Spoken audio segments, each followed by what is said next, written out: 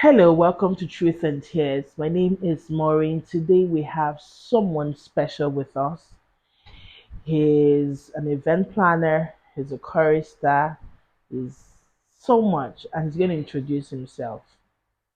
Hello, Chinemerem. Hello, Minister Moore. The only person that has called me minister on this podcast. Okay, thank you so much for coming. So, I want to find out, I want to know. I know that you graduated from Imo State University. Yeah. So I want to know, life after graduation can feel like a pause or a fast forward kind of moment. Where does what does it feel like right now? Hmm. Okay. I took that pause because life after graduation has been a lot. I have ventured into different, in short, I've ventured into different things. Let me just leave it there. I've ventured into singing with people. They will say singing with people to be paid, but let me just put it like that. I've also ventured into event planning. I said, okay, let me go and learn something because I grew up in Lagos and all of my peers is now looking as if, oh, this one has one handwork or the other. And me, I'm now looking at like I'm looking like the only person that does not have something doing. Not until the moment 2023, the year I graduated. That was I think I graduated May. That was in 2023 September.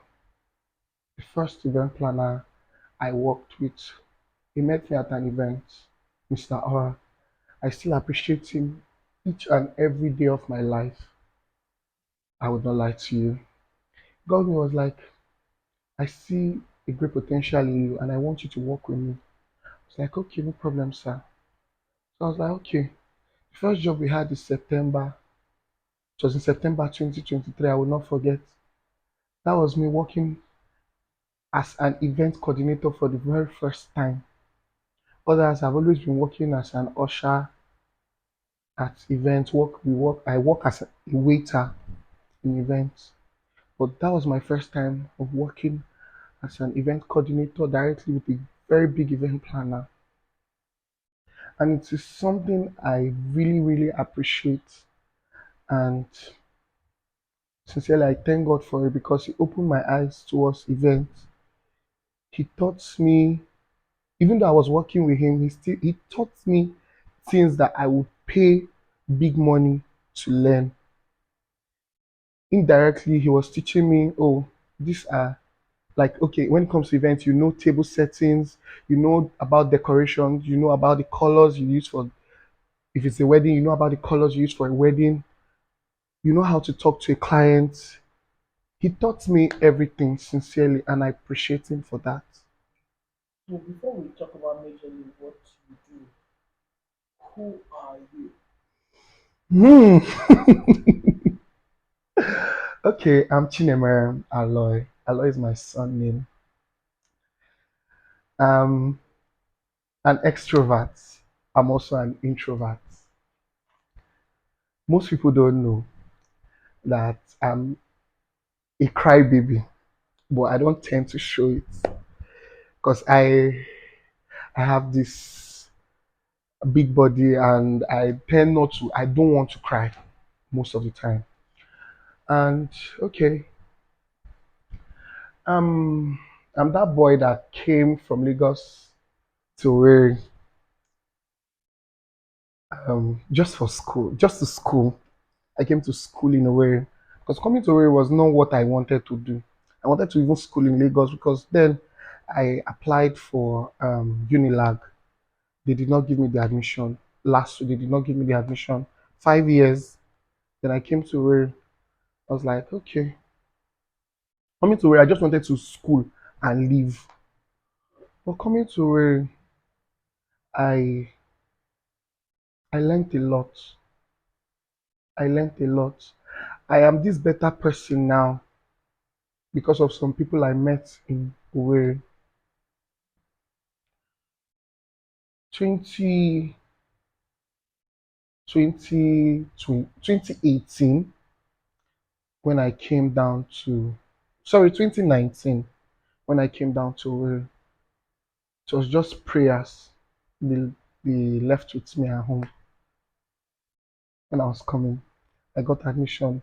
My parents just left me with, God bless you, God will see you through. I came down to, I started staying with, I started staying with a family friend. That family friend, that family friend, this is people that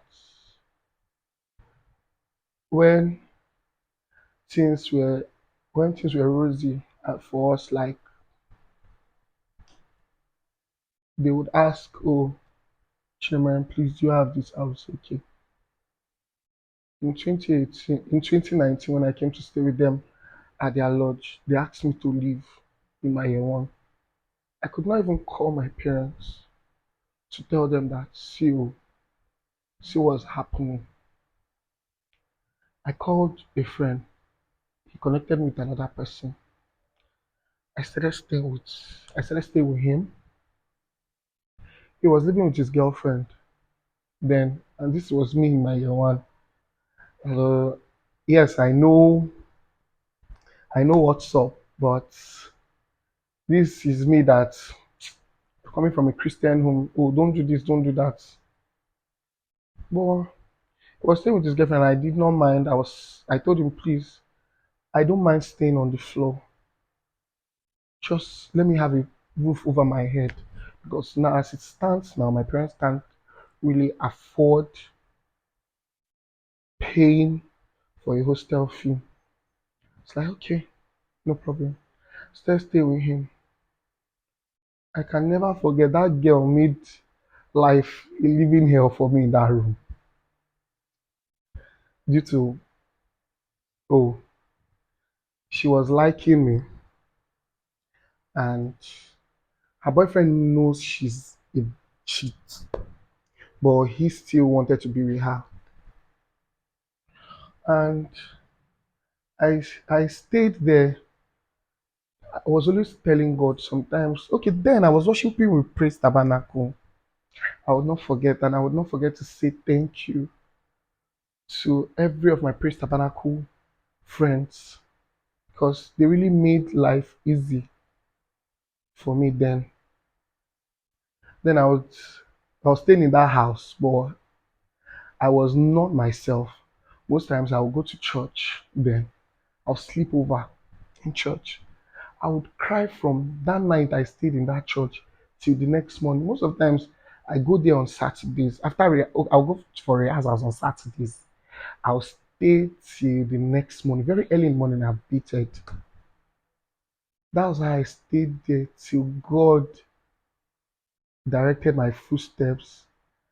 I met with someone that introduced me into what I do today. Event planning. Yes, event planning. So talking about this event planning now, because you there's a shift from being a student, move from being a student to being an event planning. I want to know what's the hardest lesson you have learned in this space so far.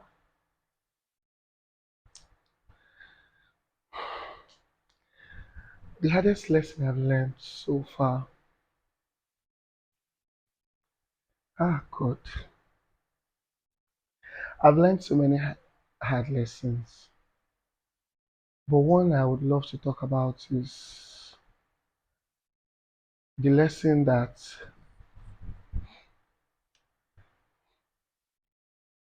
I don't know. I just want to shy away from that question. No, you can take your time.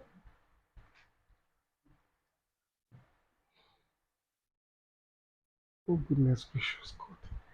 Okay. I've learned so many hard lessons. But one of the hard lessons I learned in event planning. Ah, mama. Mama. Okay. Hmm. I don't know why.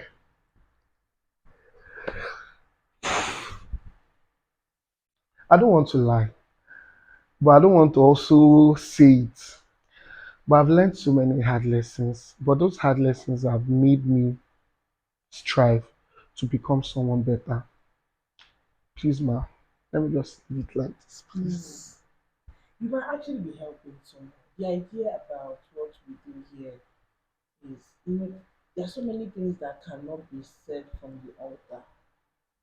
There are so many things that cannot be preached. In fact, the world is too busy these days to notice that some of the things that happened to us in the past are actually happening in the future. But they have shaped some of what we know or what we do, our actions. And people out there are falling prey to the same thing because no one is speaking about it. It's okay not to mention names, but you might just want to share. Your story can inspire someone. Just let's put it at that, that you're inspiring someone. Okay. Hmm. I have, oh God, I don't know why I'm just resisting from saying so many things, but let me just say one. The hardest lesson I learned while working as a student and is meeting people that will tell you, is this what you do? Is this what you do? A whole you. And I'm like, a whole me. But there's something that someone said one day that I listened to that there's dignity in labor. Yeah. And I told myself one thing that I will never be ashamed of what put food on my table.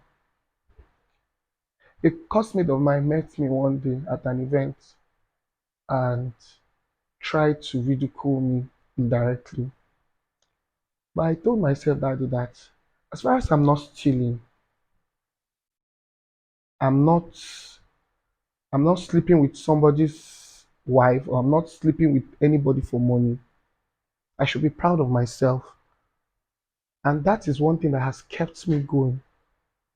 Because I know the family I came from. I grew up where in that family that you tend to work for yourself. All of us in our house, we've never depended. We had I have cousins that are very well to do. But for one day, sincerely, God sees my heart. The only time I called one for money, the she told me that I'll get back to you, I'll get back to you.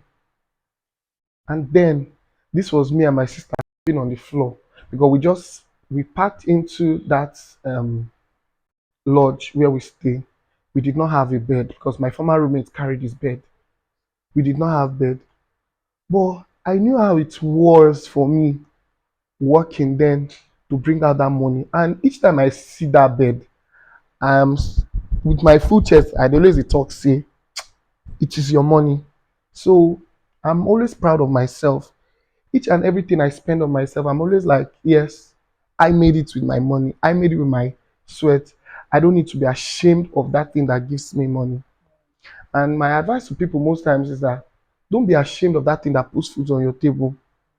If you are a waiter or a waitress or you do anything, if you like, let's say you pack dustbin for money, be proud of it. My pastor will always say, Pastor Tim will always say, be proud of that thing that puts food on your table.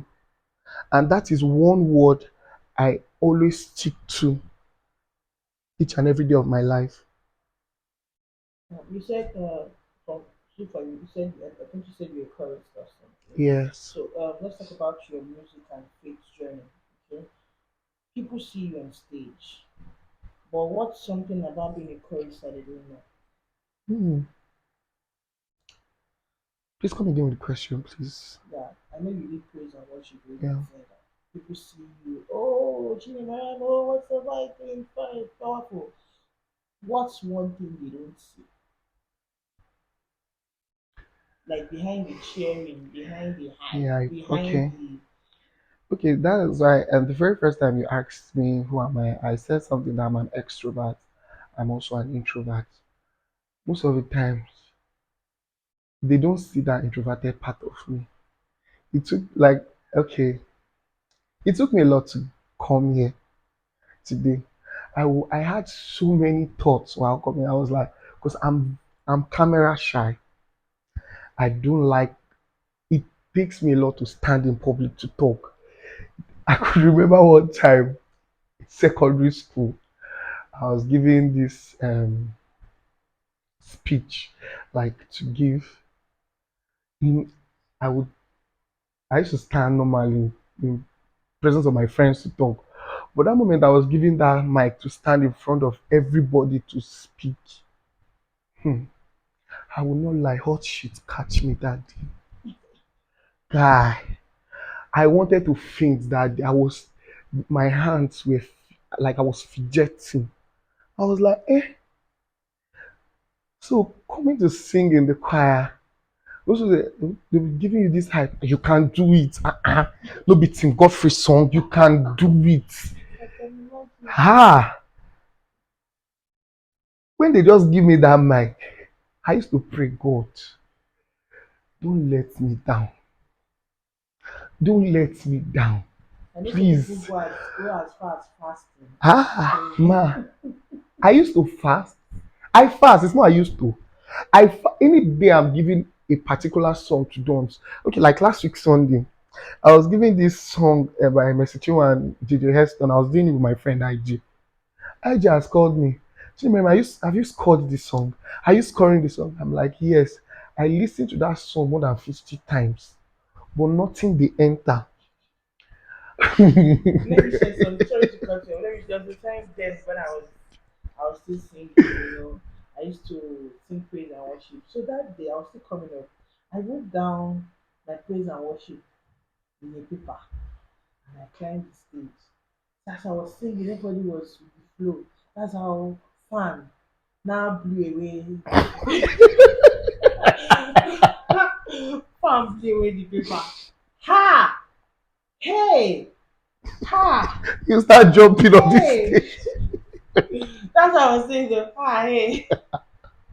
I had to end. I had to end. I know the struggle. I know how that feels though. I know the struggle when you have to be I said giving. on Sunday, they were telling me, you can do it, you can do it. Immediately I climbed that stage. I did that. Everybody lift your voices. Yeah, it was, I think it was my mouth that was singing. My body was, everything was cold. When I came down, everybody was, you really did well, you really did. In me, myself, I was like, thank you, Jesus, it don't end. So have you ever felt a moment when your faith was tested and music didn't feel enough? Yes. Share. When I lost my mom's younger sister, my mom's younger sister was like her twin. When everybody is saying, oh, I lost my mom, I lost my mom. I told God one thing when my mom was very sick one day. I told God, please don't let my mom die. So in 20, I started singing from like a very little stage. I know that I might not have that riffs and run.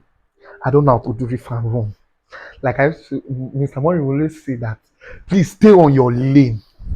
I used to stay on my lane. So when I lost my mom's younger sister, then because then I was praying, my mom was praying, I was also praying. But I lost her that period, and because I used to stay with her and my cousin's my age mates. So we're like twin when we were growing up. So that period, because my mom lost so many of her siblings. So losing that her younger sister that was like her best friend was something that tested me too. Because that period, she was not like to ginger us. Let's go to church. Sometimes, because my dad, growing up in the house, my dad is a Catholic. My mom is the one that is a Pentecostal. So my mom will always tell us, let's go to church. My dad would want to take us to Catholic then. So it was recently, my, I don't know how that thing happened, but I still thank God. My dad was just like, okay, let me follow your mom. So then when my faith was tested was when I lost my mom's younger sister. I would not lie to you. I was like, you sure that period, I did not even go to church for, I think I did not go to church for like 6 months, 7 months. Because I was like, after praying, what are you going to church? What am I going to church to go and do? After I prayed, she still died. So what am I going to church to go and do?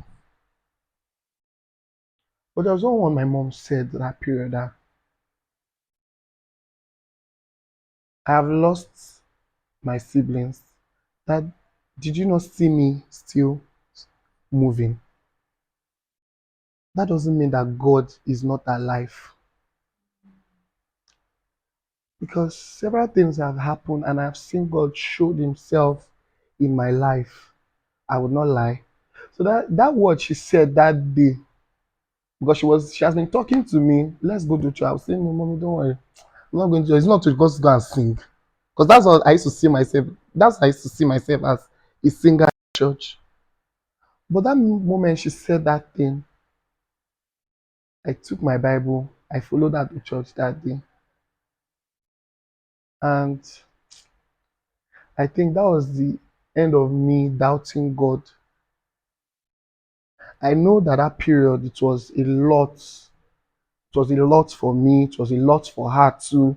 I wonder how she was strong that period. Because if it was me, I don't know, but that one word she said that day was what made me change. You've graduated. You're not serving yet. So right, I know that right now you're like in between two seasons of your life. You graduated, you're not serving, and it feels like you're in a break, or you're like in your waiting room. Yeah. So, how does it feel like? It feels so bad. I will not lie. It feels so bad because so many times some people will chat me and they're like, Chinemere, what's up now? You've graduated. Abi you get spillover. And I'm like, I came out with a 2-1, which the only person I told was my mom. I showed her the result that I came out with a 2-1, but few of my friends, due to that, have not gone for. I don't know if they feel NYS is like an achievement that once you come out of school, you must go for service. But I'm at this point of my life where I want to find my purpose. I okay, first and foremost, IMSU delayed clearance and the rest of it. So the thing made me, I've just been at home. I've ventured into different things aside event planning. I've ventured into, I think I talked to you about it one time where I was doing this, um, Yoruba will say it's omodo, but I don't really call it omodo. Going to buy things for people and they pay you. I've ventured into different things. I think the only thing I've not ventured into was Yahoo. Well, at the time, okay, sometime last week, I felt very, very bad. So a friend of mine told me that there was an opening for a job that I should apply. I applied. The man was like, I, I sent him a message. She asked me to send him a message. I sent him the message that please, this is who I am. So person asked me to submit my CV and the rest of it so that I can, because I've I've thought of my what I could do. I did not say anything. And so I'm like, okay, let me go and walk. At least I can be using that one to hold myself before the service comes up. Excuse me. I applied for that work. The man told me that I have a BSc, they can't pay me. How much is, please sir, how much is the pay? It is 50,000. It is 50,000 naira. And I'm like, please sir, I don't mind doing it. Please. Said no, that he cannot employ me, that they are going to, and I'm like, I asked him one question, sir, please, would you like it if I'm going to steal? Or would you like it if you see me on the road and I'm collecting people's phone, because I see them in my street and all these young boys of my age, and they are like every blessed day, alpha, show us love. And that's not what I want for my life. But the society where I find myself, they don't want. I don't know why. If I go sometimes, if I want to go and apply for, tell me, I look too big for this work. That I look so rich for this work. They can't employ me. And I'm like, see me coming to bring myself that I want to work, and you are telling me that you cannot employ me. What did I do wrong? Maybe because of our time, let me quickly ask, what's one truth that you've not shared in any interview, you've not shared with anyone before that you'd like to share?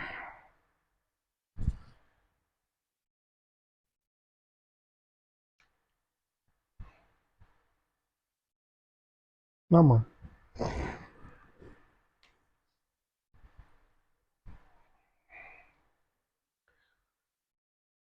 I want truth I would love to share with people that I've never shared with anyone till date was I attempted suicide. I didn't want to say this to anybody in my life because I did not want to say this at all. But there was a particular point of my life where I was like, "Do you know what? Let me just end it. Let me just go." But there was one song then, this thing was in 2020, and I think that was the time that song came out, and I that song was for me. I still tell I just if I hear that song every day, that song is still on my phone till date. Till tomorrow, even if that song I go still keep am for my phone. That song was for me. That song was Obi na Som by Mercy Chinwo. That song ministered to me that period because that period I could not go back to Lagos. Could not go back to any family member. I was alone in my hostel. Everybody had traveled. Nothing was going. Nobody you could call that period. And that period was that lockdown period. That was in 2020. Sincerely, I almost took my life in the hostel that day. I think that was the song that period came out. So that song was playing on my I was using an Android phone. That song was just playing repeatedly on my phone. That was how That the was song how the says. song ministered to me, and that was how that song saved me that day. Thank you so much, Chi, for sharing. Thank Thank you you. so Thank you much. so much. Are you in the same situation as Chi and I? Feel free to drop a comment, share with us. I know that whatever thing you're going through is just for a while. God loves you. Children, God loves you. Thank you so Till I much, come man. your way again, thank you so much for watching. God bless you. Bye.